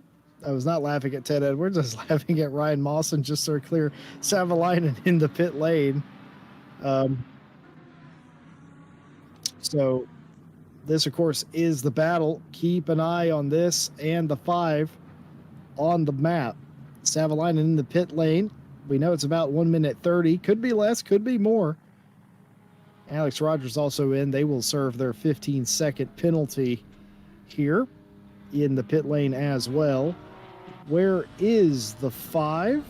He is coming into Spoon. And here is the in-car of Cormac, the FFS Aston, coming through Spoon. And now the straight 197 has gone off. That's Daly. He went off in 130R. Got the car going back the right way. We're going to stay with Cormac as we look at him through the rear wing of Ted Edwards. Well, the green has dropped for Savalainen. He's come off the jacks, and there you go. He's managed to get out of the pits and back up to speed. So that tells me that tells me what Killian said about Cormac was true, that he thought this was a 1 hour race. Those few seconds that everyone was quicker than Cormac tells me, well, he had to add about 4 seconds of fuel. Yeah, so he's had to put a little bit more of a splash and dash in. So I think the gap should be about, what, 11, 12 seconds when the timing screen sorts itself out. I think they were about 8.5 the last time we checked. Savalainen's just got that little bit more breathing space now. We'll see what it is when they come out. But as Mike Jones did just point out to us as well, Savalainen did have a couple of those laps where he's stuck behind the lap traffic. What do you think it's going to be? It's 10.5. So he's lost around about 2 seconds to Savalainen. Yeah, I'm assuming that would have all been in the pit lane. Is coming back to haunt. Go back there a little bit, getting the car under-fueled for the race perhaps, but of course with a pit stop like that, the damage was minimal, you could say. Well, Daly in the pit lane, we documented early how good he was doing, and then of course the incident on the previous lap, and now in the pit lane has fallen all the way down the order. The only other car that hasn't pitted and still hasn't pitted is your leader in the 966 Lexus. Payne has not come in to pit lane yet. Remember, Payne went off in the triangle on, what was that, lap 1, I think. Yeah, it was. That kind of surprises me as well. That 966 must be running an absolute full tank, because the Lexus is definitely not a car I would pick if I was ever going to do a fuel enduro race, as per. It's a big, thirsty V8 that likes to do big, thirsty V8 things, and that mainly involves a hose pipe for the fuel delivery. Like I say, you may as well just take the injectors out. Just run a straight hose pipe down the intake. That'll deliver enough fuel for that engine, just about. It's a very thirsty one. I'll be very surprised if they make it to the half an hour remaining mark, unless they have been fuel saving. It might have been part of their strategy as a bit of a recovery drive when they were not in traffic. They've been using that to save fuel. Well, the battle here now becomes, did any of these teams improve their cars? And as you pointed out earlier, looks like Benjamin Heilman did. That could just be the fuel load in that car. We talked about that as well. We talk about that every week, about how the fuel load is so finicky on that Porsche and how it completely changes the attitude and the driving characteristics of the GT3. And certainly back on it now is Heilman, but perhaps for how long? Alari, by the way, with the first drive-through of the race, that is not a steward's penalty. That is an ACC track limits penalty. So here we are, 38 minutes away from the checkered flag, not only on the race, but on the season. And we've had our first drive-through. What's your best guess on how many more of those we're going to see? I think if that's the first one to come through finally, I expect that at least a lot of these drivers are going to have one, possibly two. I think there might be one or two drivers who are left on that final third and are sort of, they're now terrified of going anywhere near any of the curbs, just sort of breathing through their teeth anytime you happen to run slightly wide. You go off wide a little bit, and you're just sat there thinking, please don't give me a warning, please don't give me a warning, and it gives you the little note of no time gained. It's like, thank you. But next time you know that if you do that again, you might not be so lucky. You might be having an unscheduled tour of the pit lane. Well, as Heilman continues to stalk Cormac, Jordan Daly joins us in chat, says crashed just before pits, 50 plus damage. I think he means 50 plus seconds of damage. That is a massive crash. That is a meatball Honda. It's a very sad Honda, but we did kind of theorize that the Honda is quite the leery car to drive here in it. So it's got phenomenal speed, and if you can somehow get it all down, phenomenal pace. But the downside, the payoff for that is that it is pretty leery.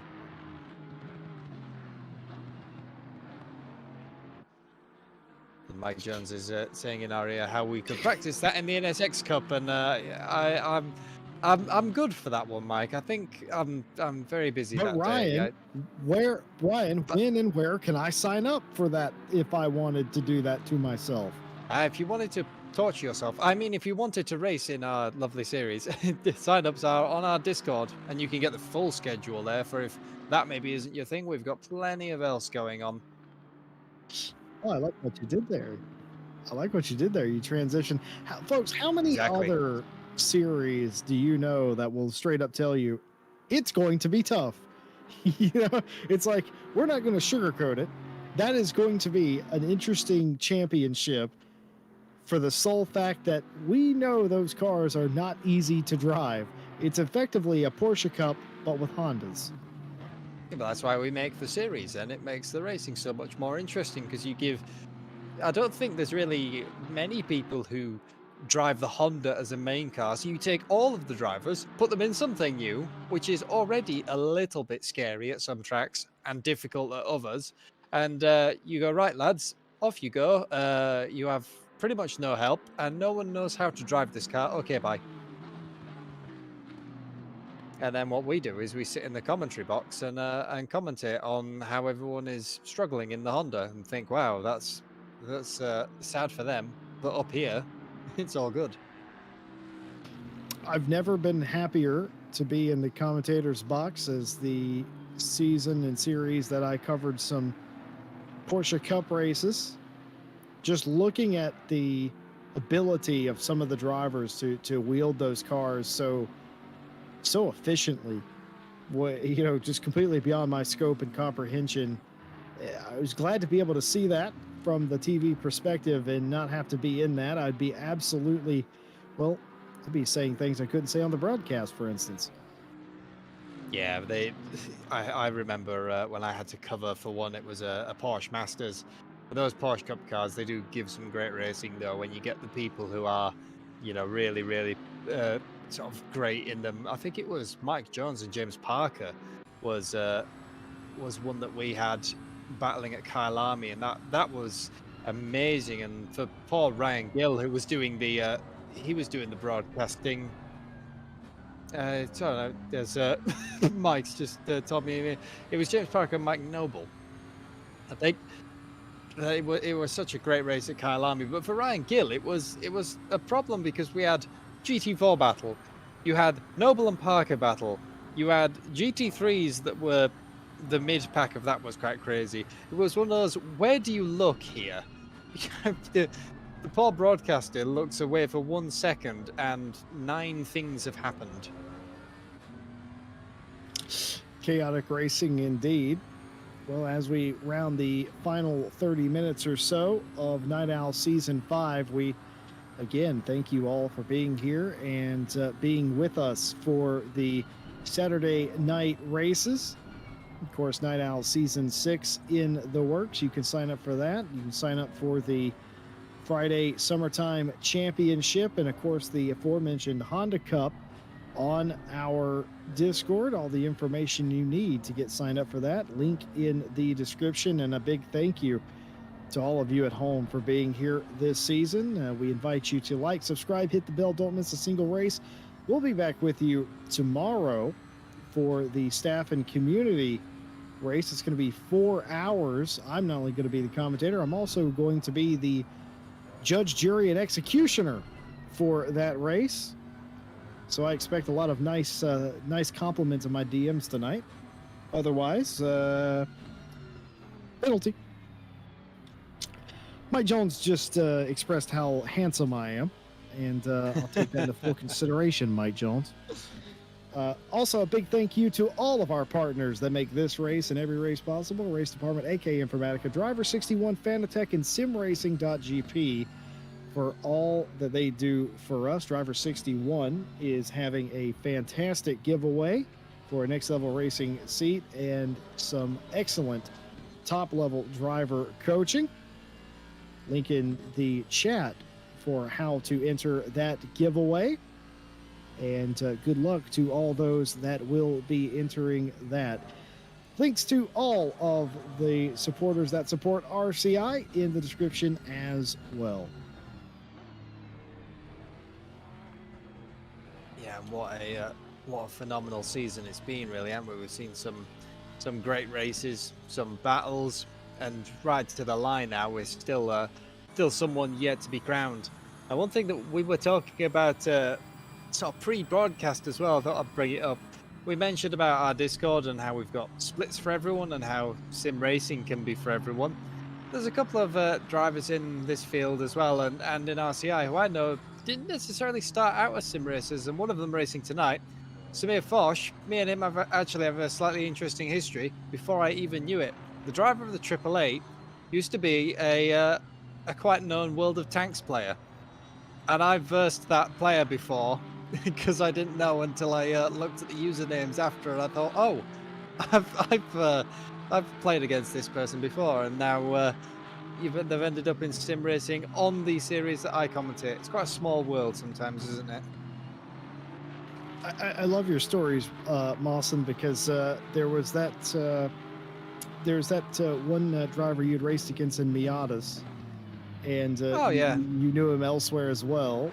yeah. There And was a there's a quite known person in one of our communities. He has multiple skylines. He runs track days, and he came asking to me about where did I get this certain outfit. So I told him, and when you know someone's face, but you You don't can't quite place recognize them. them. You can't tell them, and it was like, I'm sure that I know this guy before. I had a couple of friends that says, "Nah, he can't be a racing friend because of the convention that we're at." It's like there's no way that there's going to be a guy who races MX5 cups here. I was like, yeah, you're probably right. And it was the next year when we finally got to talk to him in the bar, and he told me his name, and I went, "Yep, I know this guy." It's like it's like you placed fifth in the last race. It's like, how do you know? It's like because I placed ninth. It's like I know you. It's and when I told him my real name, we sort of looked at each other. It's like, what is this very small world that we live in? It is small. I mean, the racing community has so many great people in it that you're bound to run into people elsewhere that you've either seen or experienced a race with, and I think that's fantastic. Every time you tell me that story, though, Ryan, I think about this. It's like it's a good thing you two didn't have contact because that story would have ended Yeah. in a very different discussion, I reckon. Yeah. Well, luckily, this guy is a little bit faster than me and a much better racer and has quite a lot more money. He's also the person who, if any one of our British people are watching, if you watch Britcar and you're going on about the Jimmy Broadbent and the Pragas and things, he is the gigantic GTR. Oh, And Stewie, speaking right of, there. back to the action, sideways is the 24 coming through the Degners. A very scary moment, I'm sure. Still managing to point. He's done that twice now and has still managed to point that car the correct direction. If I even thought about a corner in the Porsche, I even like the idea of a corner crested my mind in the Porsche, it would just spin backwards and implode. That is sort of my life driving the Porsche, and this is why I generally try not to drive the Porsche. I think it's starting to go again, Ryan. Yeah, you've seen him. He's not on the back of Cormac like he had been doing, and he's starting to fall into the clutches of Samir Foch again.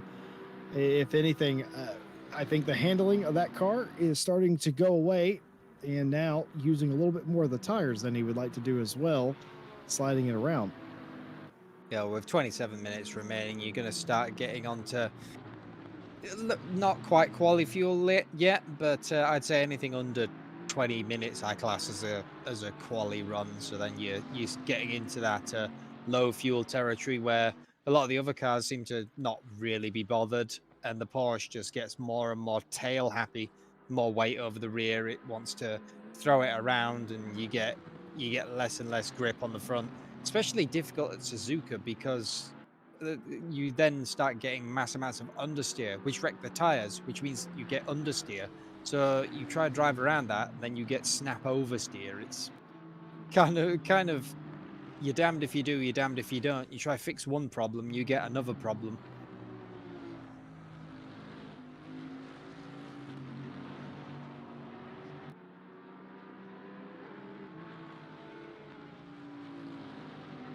Well, the race continues. Final 25 or so minutes, and there's a car off right about there. That's the 29 of Retnandito has gone off again. I think it's Bentley Corner. It's been a massive incident, I'm pretty sure. To run up to the corner. Oh, no, I see. Car right behind him. There's no way. Oh, wait, that's the live mirror. That's right. The mirror doesn't change. That is not what's happening in the mirror, we promise you. So, yeah, massive spin. Those tires are going to be done for the second time. Oh, this is what we caught up with when he was correcting it. So he didn't hit anything for the second time in 130R, but that's not the point. Those tires are going to be absolutely cooked. And like we said, ignore that mirror, of course. That's the live mirror at the time.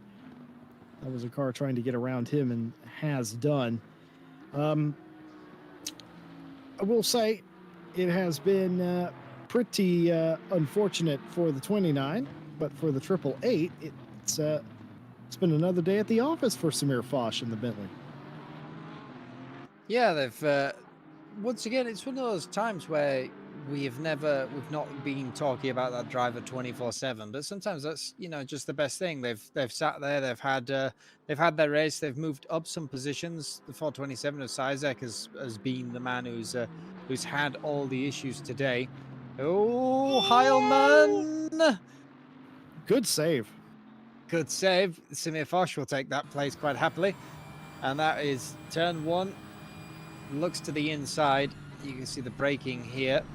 Just has to tap the brakes a little bit more as the 5 anchors up. And when you do that, you shift all the weight of the Porsche and it bit you. Like I said, managing to somehow keep that car pointed at least vaguely at the track. Well, we saw the makings of that in the Degners the last time through, I think, where Heilmann got a little sideways, but was able to save it. But that time, though, in a very high-speed corner, unable to do so. Like you said, just tapping the brakes there, shifts the weight balance on the Porsche is so very much important. Well, not only lost one spot there, lost 2 spots. Isaac in the 427 has gained a position as well. Of course, Heilmann not necessarily racing for anything other than pride here tonight. He confirmed to us a few weeks ago, despite the fact that he is racing in amongst pros, his only real goal is to be the top silver. Of course, this will be his last race in the silver class in Night Owl. If he returns for season 6, he will be a pro driver, and you can certainly see why. And I'm just being told that he is signed up for the summer series. So that'll be very fantastic stuff. The 29, by the way, we talked about Retinandito's issues. He has retired from the race. And if you haven't heard us talk about any penalties in the past 30 minutes, that's because there haven't been any. Yeah, everyone managing to keep it pretty clean for the last set. Only problems that they've had have all been sort of self-induced or have had problems off camera. The 131 as well is also sporting a little bit of damage. You can see it on the front there. It's quite scratched up, maybe a little bit to the right as well. So they've been having problems in the back of the pack while we've been looking away. But yeah, the summer series that we mentioned, I'm really quite looking forward to that as well, because it is all old cars.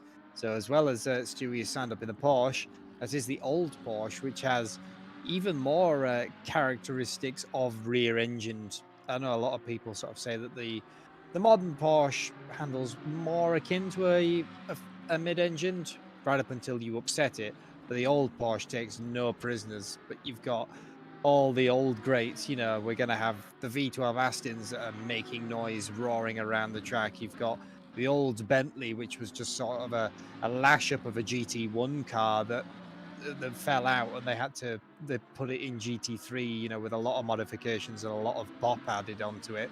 Got old Ferraris, the old Audi, if anyone dares that, the Hondas that are non-Evo versions, and the Jag for if anyone likes a bit of V8 noise and sliding around while you're going to the golf club.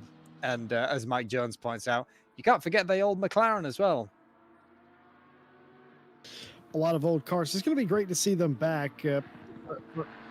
For a lot of us, it's getting really spicy here between McConnell and Pierce. Keeping it clean here through the S's. You talked about being able to pass a lot of places here. You don't necessarily want to have to pass in the S's, but spicy there for a few turns nonetheless. For a lot of us that played ACC, since it was in greenlit beta, and we went from having one car, the Lamborghini. Oh, and Thomas Pierce is going to lose a little bit in the first in between the Degners, and that will lose him ground. But for a lot of us that were there when ACC was starting up, they started adding cars, or even when it was fully released, and all we had was those cars. It's almost nostalgic, isn't it? Going back to the older cars, of remembering of like, oh yeah, this is what we used to drive.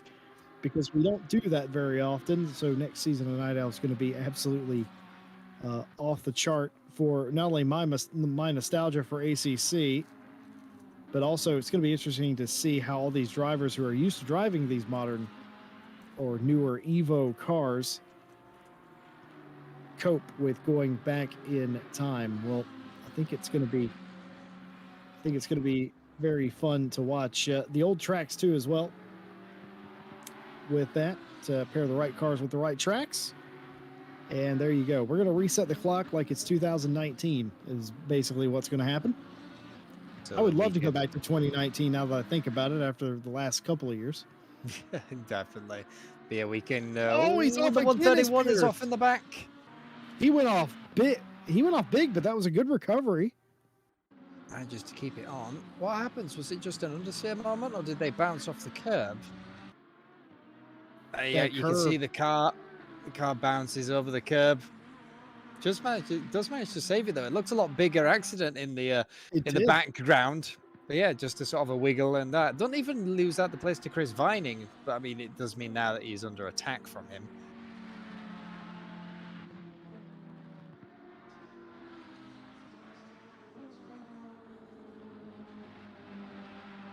But for those old cars, yeah, what can you say? It does mean that if we take the Jag to Monza or Spa, we can say that the Jag will be really good there. I do remember the Jag being basically the car you picked at Monza. That was long before the days of when we used to say, oh, just pick a Mercedes or, pick a Porsche if you want to go fast here. It used to be that the Jag was actually the car to have at some tracks, like Zolder, if I remember, wasn't it? It was quite speedy there.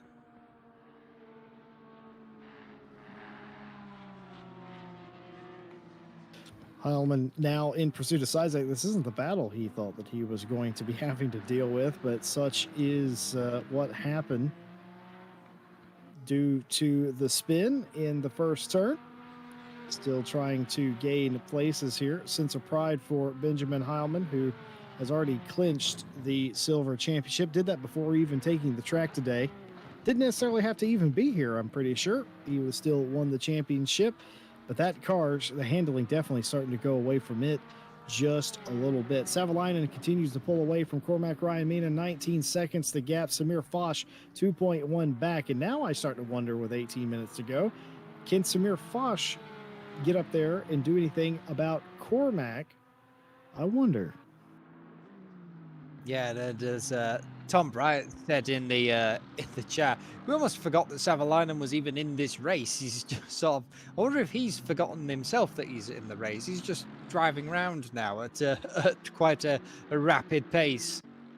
And like I said, we've seen that driver. He's had his ups, he's had his downs, and just going out at the end with a bang. But for Samir Foch, yeah, what can he do against Cormac Ryan Meenan? The last time round, he was slower than the 5.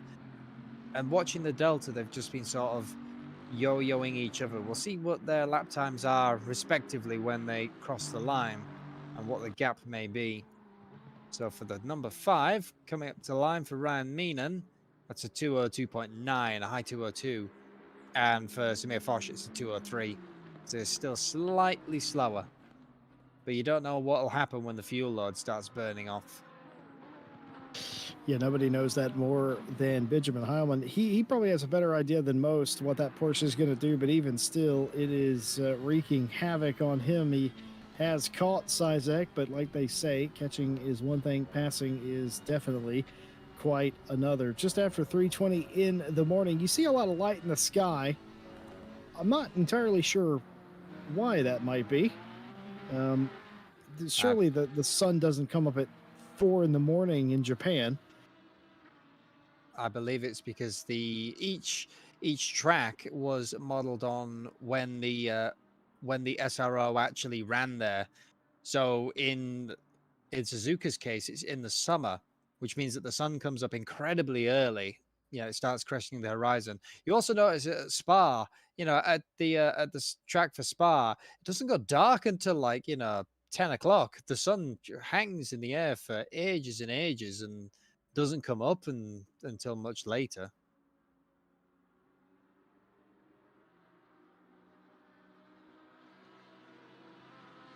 I'm actually just looking something up. Yeah. So official sunrise is at 4 something in the morning at the beginning of summer.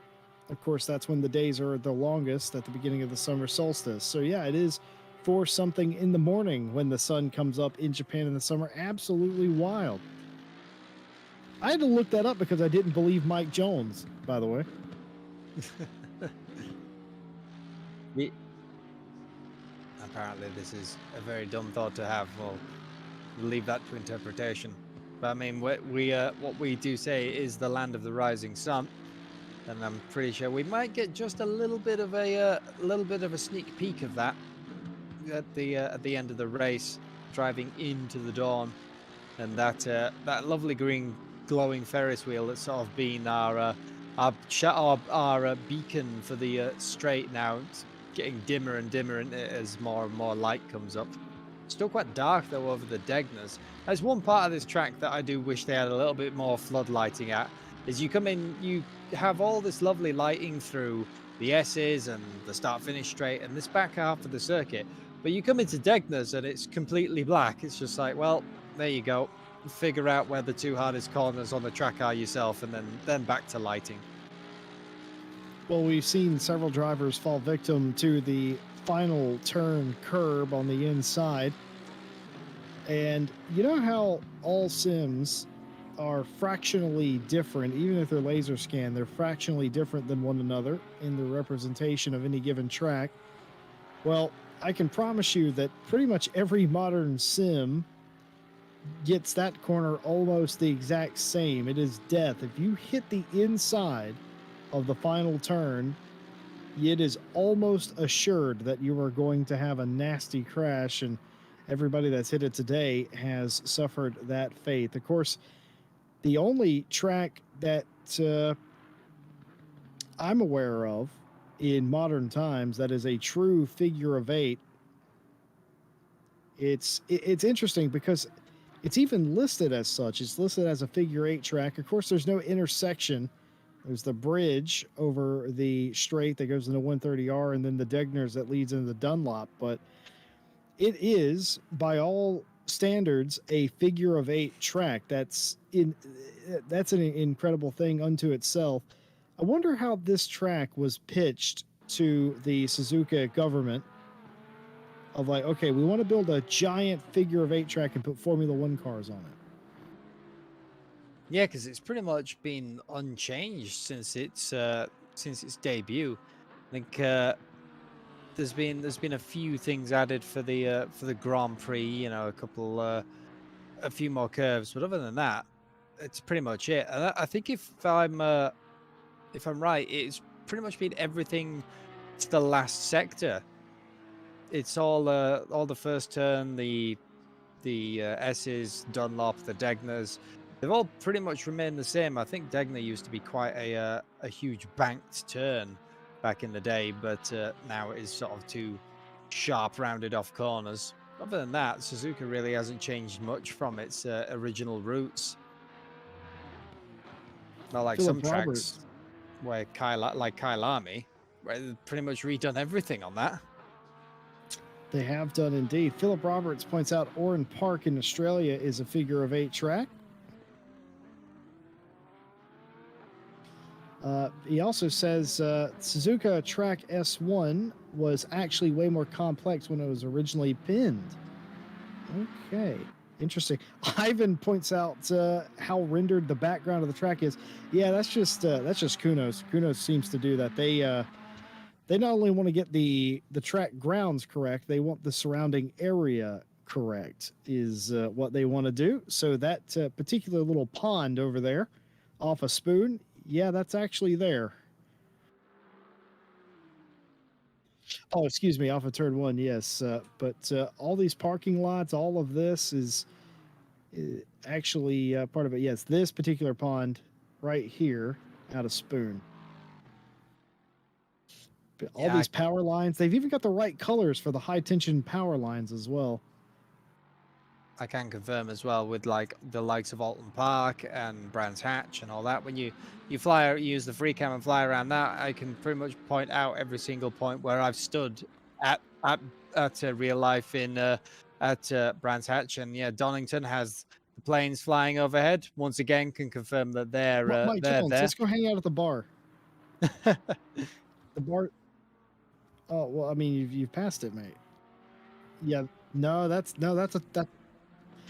a toilet, Mike Jones. That's not a comms box. Look, the comms box is in the middle of that complex. Anyway, let's go to the bar. No, no, no, no. You were already there. You were already there. Yes, let's go to the bar. 10 minutes to go. You just got to have a quick beer. Look at this. We're just sitting in the bar. By the way, for those of you that may be confused, yes, normally this is Stewie's shtick, but Stewie can't do this because, well, he's in the race. So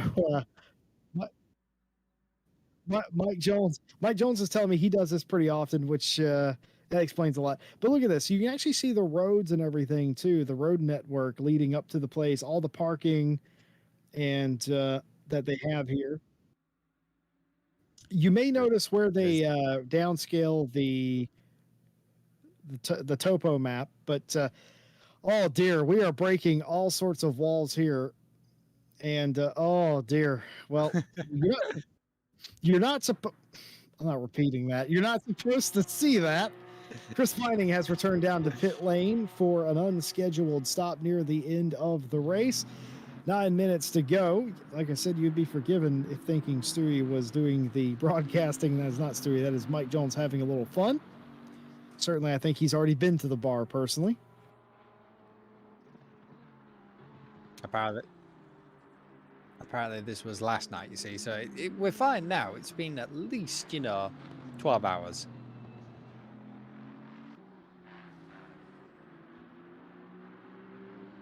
Being told that the 101 of Vining went really hard on the wall at 130R, which is why he is back into the pit lane. We didn't see any damage on the back of that car, but we assume massive damage on the front of that car. I think that's just rubber buildup on the back. But the front of that car was likely torn up. I think they've already fixed it to this point. But either way, well spotted there. And that's why they're back in. The gap is going out between Savalainen and Cormac. 22 seconds the gap now. Samir Foch is catching Cormac slightly, or at least was at one point. He's going to have to get a move on. 1.6 back is Foch if he wants to have a go at second place. Yeah, but with just around about 8 minutes to go, he's going to have to get the pace up if he wants that final position. Got maybe 4 laps, 5 laps, depending where our leader, sort of Savalainen, is crossing the line each time. Well, we haven't talked about him much in this race. He qualified on pole, drove away from the pack, and ever since it's been pretty clean sailing, except that one time where 2 cars decided to nearly crash each other in front of him. But other than that, it's been a pretty routine day for Savalainen, who is looking to be crowned champion. As was that Ted? Or that was Ted Edwards. Okay, I was wondering if that was McConnell or Ted's, but that was Ted Edwards going off there. I see. So Nate's in behind, and Ted Edwards the one sitting in the grass there. As we count down the end of the season, not a whole lot going on towards the end of this one. I can tell you Foch is still catching Cormac, and at this rate, if he keeps it up, been doing the maths, he will catch him. But the problem is that he hasn't been consistent the last 3 or 4 laps, but he's right there now. Yeah, and I mean, it wouldn't have been an RCI race really if JC hadn't have done the maths. We had to get that in. We have a quarter to fill here. We have some check boxes that we have to tick for each race, and You got a one of them bingo is card, actually. exactly. One of them is do the maths. We've done that now. I'll get my pen and check that. But yeah, catching up to Ryan Meenan. But we've said it before as well, especially the Suzuka. It's one thing to catch up, it's another thing to pass. And we've seen that the Bentleys before have sort of struggled passing. The Bentley of Rhett Dieter really struggling to get past the Honda. Just any car with more straight line speed, you can get as close as you want through the likes of the hairpins, the S's, and coming out of Spoon. It is useless if you can't do anything to them on a straight line.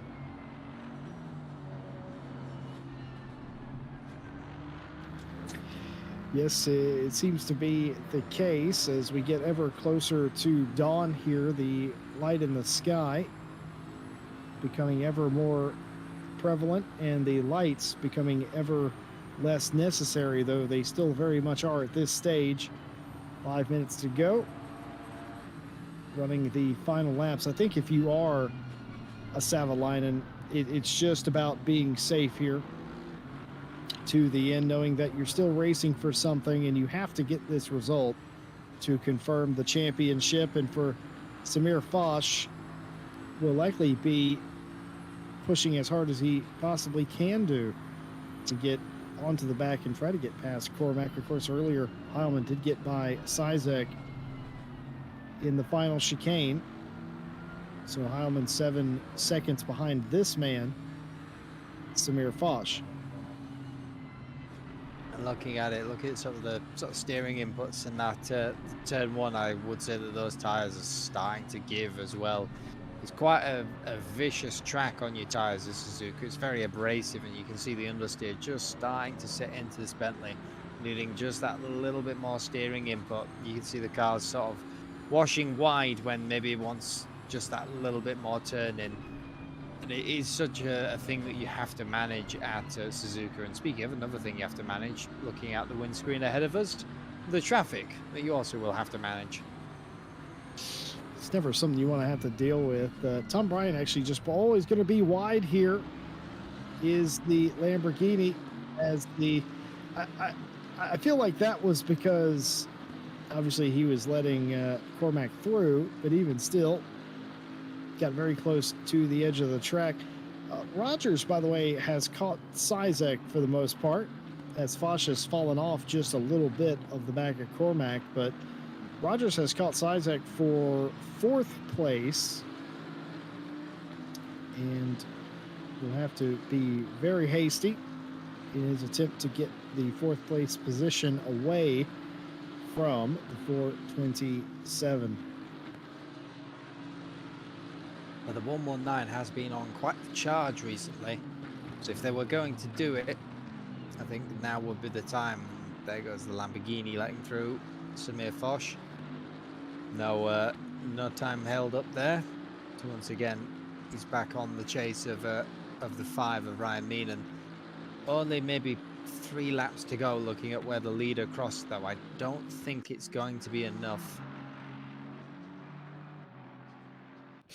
Yeah, I don't think it's going to be enough either. Well, we talked about going 30 minutes without any sort of steward's decision being needed. We finally got one, and it's as you would expect. No further action between the 988 and the 100 for minor contact, passing a blue flag car. So no further action for that. Other than that, that is the first incident that there's been in the past 30 or so minutes. Everybody minding their manners out there at the end of this championship.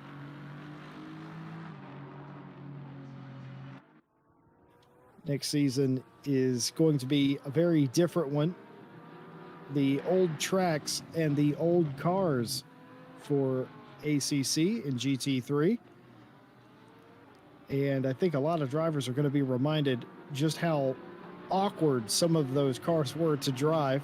Certainly the Evo versions. In most cases, I think you can make a case that the Ferrari might not be, but in most cases, the Evo versions being better track.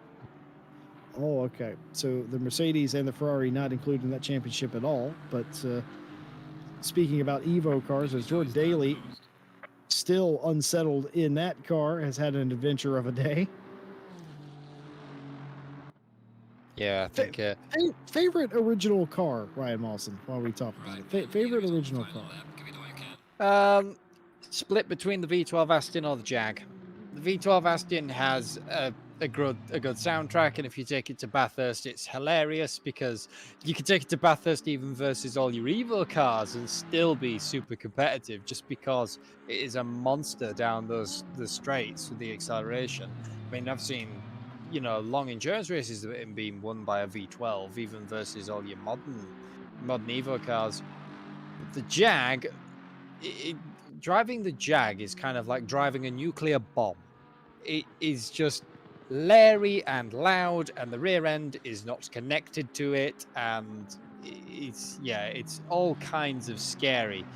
But that's kind of why I found it so fun. It is, if you can get it hooked up, it's brilliant. But yeah, I just never got on with a lot of the other cars, and the one that I've never ever ever managed to get any kind of pace out, which I wonder how many brave souls are going to drive it that season, is the Writer. I just could never get that car to work.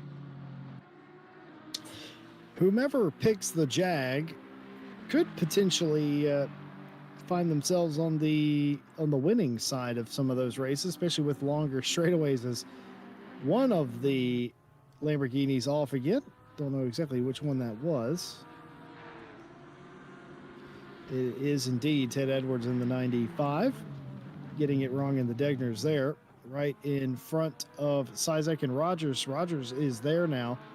But like I was saying, most of the Evo cars, I think we could agree, are an improvement, except perhaps the Ferrari ones. So going back to the older cars that are on offer is going to be an adventure for a lot of the teams that have since abandoned the older cars. And there's going to be teams that maybe have an advantage. Those that continue to drive the V12 perhaps might have a bit of an advantage. And I'm assuming somebody will take the Jag. Jag's my personal favorite car. And there we go. So, okay. Move there didn't come off, or did come off, rather, I should say. Rogers getting the pass done. Sizek trying to make the pass again, but it's all over up front, and this is going to be it. Rogers is going to have to settle. No, in fact, Rogers gets fourth. Rogers is going to have to get fourth. Excuse me. What I was going to say is Sizek is going to have to settle for fourth, but this man has won the race and the championship. Jan Savalainen in the 100 for team question mark. He doesn't have a team, but he has a championship as he wins it here. And is that a pass of the line? It is. Payne just beat Benjamin Heilman to the line. That Lexus is pull off the corner, but it will be of little consequence. Savalainen wins the race. Cormac Ryan Mean in second. Samir Foch in third. Rogers, Sizek, your top five. Magazi, Payne, and then Heilman wins the championship in silver and the race. Flamger is second. Pierce is third and 10th overall. And that is going to be it for the Night Owl Season 5 Championship. It was a night of, it was a season of night races with varying pit requirements, and it was close coming to the end, 11 points coming into it, but Savalainen was absolutely perfect.